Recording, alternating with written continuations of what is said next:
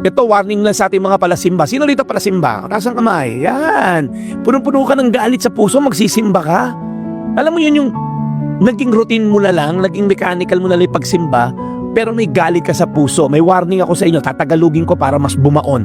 Mateo 5:23. Kaya kung nasa altar ka't nag-aalay ka ng iyong handog sa Diyos, at maalala mong may hinanakit ka sa iyong kapatid, ibig sabihin brothers or sisters in Christ, iwanan mo muna yung handog mo sa harapan ng altar, makipagkasundo ka muna sa iyong kapatid, at saka ka bumalik at maghandog sa Diyos. Ang siste kasi, pupunta ka ng church, ang dami mong unresolved conflicts. It will block your communion with God. You cannot have peace with God while refusing to pursue peace with others. Are you listening?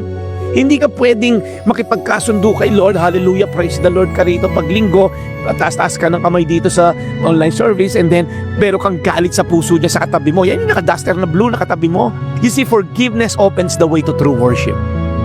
Minsan nasa altar tayo, nasa church tayo, nasa holy place tayo, pero punong-puno ka ng galit sa puso, punong-puno ka ng pride at insecurity. Inggit na inggit ka rin sa iPhone na katabi mo, galit na galit ka rin sa kapitbahay mo na nakabagong Tesla, inggit na inggit ka rin sa kamag-anak mo na hindi naman nagbe-bless sa'yo. You cannot leave bitterness at the altar while keeping it in your heart. Go to God. Go fix yourself with someone and then ayusin natin yung problema, and then let's go back to God. The altar is a place of surrender, not excuse.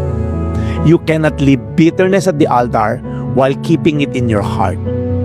God asks for reconciliation, not justification.